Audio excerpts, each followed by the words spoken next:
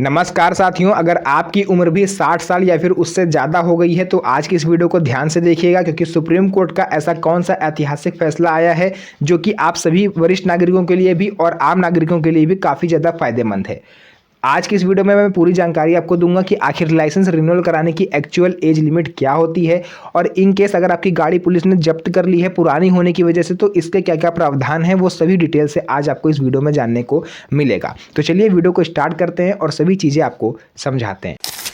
तो साथियों देखिए, यहाँ पर मैं सबसे पहले बात करूंगा आरसी को लेकर के सुप्रीम कोर्ट का नया फैसला क्या आया है। देखिए, फिलहाल 9 अप्रैल 2024 को सुप्रीम कोर्ट की तरफ से ये ऐतिहासिक फैसला आया था कि गाड़ी आरसी ट्रांसफर को लेकर के, मान लीजिए आपने अपनी कोई पुरानी गाड़ी किसी को बेच दी सेकेंड हैंड, ठीक है, या फिर आपने किसी से खरीद ली और आरसी ट्रांसफर का प्रोसेस नहीं हुआ है, तो इन केस कौन फंसेगा, गाड़ी खरीदने वाला या गाड़ी बेचने वाला। तो चलिए उसको एक एग्जाम्पल के थ्रू समझते हैं।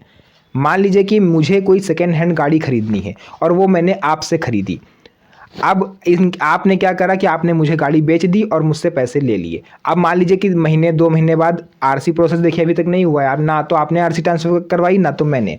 अब क्या हुआ, मान लीजिए मेरे से कोई अवांछित घटना या कोई अप्रिय घटना घट गई, किसी की दुर्घटना हो गई या मैंने कोई एक्सीडेंट कर दिया। तो ऐसे में कौन फंसेगा, मैं फंसूंगा या आप फंसोगे, क्योंकि आरसी का प्रोसेस तो हुआ ही नहीं है। तो इस केस में आप फंसोगे, क्योंकि आपने आरसी ट्रांसफर नहीं करवाई और ना ही कोई आपने लिखित बायोडेटा रखा है कि मैंने गाड़ी कब किसको किस दिन बेची। तो उसी क्रम में सुप्रीम कोर्ट ने इस बहुत बड़ी राहत दी है आप सभी सेलर्स को। अगर आप किसी को गाड़ी बेच रहे हो तो आपको उस टाइम लिखित एफिडेविट साइन करवा लेना है, या तो एग्रीमेंट उससे करवा लेना है, या फिर कोई भी लिखित अंडरटेकिंग आपको अपने पास रख लेनी है सबूत के तौर पर कि मैंने इस दिन इस व्यक्ति को गाड़ी बेच दी। अब आपको एफिडेविट में लिखना क्या है, आपको लिखना ये है कि मैं इस व्यक्ति को गाड़ी बेच रहा हूँ और फला तारीख तक जो है आरसी ट्रांसफ़र का प्रोसेस हो जाएगा, तब तक जिम्मेदारी मेरी है, उसके बाद जिम्मेदारी इस व्यक्ति की है। वो आपको सिग्नेचर करवा के अपने पास रख लेना है। इन केस मान लीजिए आरसी जो ट्रांसफ़र नहीं हुई, क्योंकि कई बार होता है ना, मान लीजिए आपने गाड़ी बेच दी और जिसने खरीदी वो पलट गया, वो आरसी ट्रांसफ़र करवा ही नहीं रहा है। अब मान लीजिए उससे कोई दुर्घटना हो गई तो पुलिस आप तक ना पहुंचे, और अगर पहुंचे तो आप उसको दिखा सको पुलिस को कि देखिए मैंने लिखित में ये सब चीज़ें लिखवा रखी हैं, एफिडेविट बनवा रखा है। अब वो बंदा जो है, अगला जो सामने वाला है, वो आरसी ट्रांसफ़र का प्रोसेस नहीं करवा रहा है, तो ऐसे में आप पर कोई आंच नहीं आएगी और आप सेफ रहोगे। ये चीज़ क्लियर आपको हो गई होगी आई थिंक। अब यहाँ पर देखिए, अगर आपने कोई सेकंड हैंड गाड़ी खरीदी है तो आपको जल्द से जल्द उसकी आरसी ट्रांसफ़र करवा लेनी चाहिए। अब अदरवाइज जो सेलर है उसके पास अब ये ऑप्शन है कि वो कानून की मदद ले सकता है अगर खरीदने वाला जो है वो आरसी ट्रांसफ़र नहीं करवा रहा है। तो एक तो ये सुप्रीम कोर्ट का ऐतिहासिक फैसला था जिसने सभी वाहन चालकों के लिए, जो वाहन बेचते या खरीदते हैं, उनके लिए एक राहत भरी खबर दी थी। दूसरा, यहाँ पर देखिए मैंने पिछली वीडियो बनाई थी, उसमें कई लोगों ने कमेंट करा था कि आखिर लाइसेंस को रिन्यूअल कराने की, उसको नया बनवाने की एक्चुअल लिमिट है क्या। बहुत से लोगों का कमेंट आया कि 55 साल है, कोई कह रहा है 60 साल है, कोई कह रहा है 65 साल है। तो चलिए मैं आपका सारा डाउट क्लियर कर देता हूँ कि आखिर एक्चुअल लिमिट क्या है। तो देखिए, ऐसे में मान लीजिए कि अभी तक आपकी उम्र जो है वो 60 साल हो गई है और आपने ड्राइविंग लाइसेंस नहीं बनवाया। अब आपके पास थोड़े बहुत पैसे आ गए हैं तो आपने एक बाइक खरीदी, स्कूटी खरीदी, कार खरीदी, कुछ भी खरीदा, और अब आपका मन कर रहा है कि यार अब हम इसको चलाएंगे। अब चलाने के लिए तो ड्राइविंग लाइसेंस लगेगा और ड्राइविंग लाइसेंस आपके पास है नहीं। आप सोच रहे हो नया बनवाने जाएंगे, आपके मोहल्ले में आस पड़ोसी रिश्तेदारों ने आपके मन में यह भ्रम डाल दिया है कि यार आप 60 साल के हो गए, अब लाइसेंस नहीं बनेगा। वहाँ जाओगे तो वो लोग भगा देंगे, कह देंगे भैया लाइसेंस नहीं बनेगा। तो इनकेस मैं आपकी जानकारी के लिए बता दूं कि अगर आपकी उम्र 60 साल हो, 70 साल हो, 80 साल हो, 90 साल हो, अगर आप फिजिकली फिट हो, मेंटली फिट हो, और आपको मतलब नज़र आपकी कमज़ोर नहीं है, चश्मा वगैरह ज़्यादा पावर का नहीं है, तो आप अपना लाइसेंस बनवा भी सकते हो और रिन्यूअल भी करा सकते हो। मोटर व्हीकल एक्ट 1988 आप लोग सर्च करिएगा, चाहे गूगल पर चाहे यूट्यूब पर, और उसके बारे में आप लोग पढ़िएगा। उसमें क्लियर ये चीज़ लिखी हुई है कि ड्राइविंग लाइसेंस बनवाने की मिनिमम एज लिमिट 18 साल है, जबकि मैक्सिमम एज लिमिट इसकी कोई नहीं है। जब तक व्यक्ति फिट है मेंटली और फिजिकली, तब तक उसे गाड़ी चलाने से कोई भी नहीं रोक सकता, खुद सुप्रीम कोर्ट भी नहीं रोक सकती अगर आप फिट हो, ठीक है। आपका लाइसेंस रिन्यूअल भी होगा और बनेगा भी। तो ये भ्रम दिमाग से निकाल दीजिए कि लाइसेंस रिन्यूअल कराने की या बनवाने की कोई एज लिमिट होती है। कोई लिमिट नहीं है, बस आप फिट होने चाहिए। देखिए यहाँ पर लेकिन एक फॉर्म लगता है, जो मैंने पिछली वीडियो में शायद आपको बताया था, फॉर्म शायद 9A करके कुछ होता है, नाम मुझे याद नहीं है। उसके थ्रू आप मेडिकल सर्टिफिकेट जमा कर सकते हो।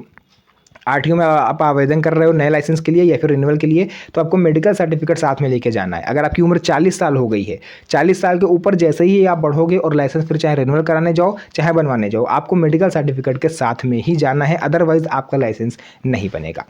तो ये चीज़ क्लियर हो गई होगी मुझे लग रहा है ना। उसके बाद देखिए और कौन कौन सी अपडेट आई है, चलिए वो भी मैं आपको बता देता हूँ। जैसा कि आपको पता है मैं अपनी हर चीज़ मैं नोट कर लेता हूँ ताकि मेरे से कोई भी चीज़ मिस ना हो। तो ड्राइविंग लाइसेंस का मैंने आपको बता दिया, सीनियर सिटीजन के लिए लाइसेंस रिन्यूअल सिस्टम भी मैंने आपको बता दिया है। अब देखिए सीनियर सिटीजन के लिए लाइसेंस रिन्यूअल सिस्टम क्या है। अगर आपकी उम्र 60 साल है, देखिए फिलहाल मैं आपको बताता हूँ स्टार्टिंग से, अगर आप 20 से 30 साल की उम्र के बीच में लाइसेंस बनवाते हो तो आपकी जो लाइसेंस की वैलिडिटी है वो 40 वर्ष तक रहती है।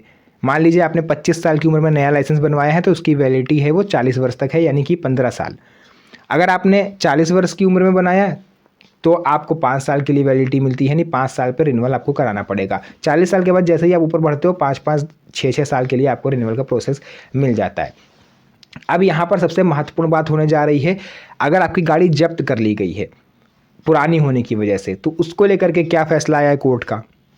तो फिलहाल एक केस आया था दिल्ली का, दिल्ली हाई कोर्ट ने ये चीज़ क्लियर करी है फिलहाल कि अब आप लोग गाड़ी जो पुलिस वाले हैं वो जब्त नहीं कर सकते। वैसे रूल ये है कि अगर आपकी गाड़ी पेट्रोल वाली है तो वो 15 साल तक आप चला सकते हो और डीजल वाली है तो 10 साल तक चला सकते हो। उससे ज़्यादा अगर आपको चलाना है तो आपको उसका फिटनेस प्रमाण पत्र बनवाना पड़ेगा और उसके सारे डॉक्यूमेंट आपको क्लियर रखने पड़ेंगे। तो इस केस में हुआ क्या कि बहुत से लोगों की गाड़ी जब्त कर ली पुलिस ने कि गाड़ी पुरानी है, धुआं दे रही है, पॉल्यूशन कर रही है, ये सब बता के गाड़ी उठा ली। अब लोग परेशान हो गए क्योंकि कईयों के पास तो एक ही गाड़ी थी, वो भी चली गई। तो इस केस में दिल्ली हाई कोर्ट ने आप लोग को राहत दी है कि जो भी गाड़ियां जब्त करी गई हैं वो आपको वापस करी जाएंगी। बस शर्त ये है कि आपको गाड़ी बिल्कुल फिट रखनी है, कहीं से भी कोई भी उसमें पुर्जा ना आवाज़ करता हो ना धुआं आता हो। ये सब चीज़ें अगर आप ध्यान से रखोगे, बिल्कुल फिट रखोगे, तो कोर्ट का नए आदेश आने तक आप उस गाड़ी को चला सकते हो, क्योंकि इस पर सुप्रीम कोर्ट ने भी टिप्पणी करने से मना करा है। अभी नेक्स्ट आदेश उनका आने ही वाला है कुछ महीनों या कुछ सालों में। जब वो आएगा तो मैं आपको बता दूंगा। फिलहाल के लिए अगर आपकी गाड़ी जब्त है तो आप उसे छुड़वा सकते हो और उसे चला सकते हो। बस गाड़ी आपकी फिट एंड फाइन होनी चाहिए, सारे डॉक्यूमेंट पूरे होने चाहिए। तो बस यही अपडेट था जो मुझे लगा आप लोग को बताना जरूरी है, ताकि आप लोग को भी सारी जानकारी हो पाए और आप लोग भी अवेयर हो पाओ। तो फिलहाल के लिए आज की इस वीडियो को हम लोग यहीं तक रखेंगे। जानकारी अच्छी लगी हो तो वीडियो को लाइक करके चैनल को सब्सक्राइब जरूर कर लीजिएगा, क्योंकि इस तरह की वीडियोज़ मैं आपके लिए बनाता रहता हूँ।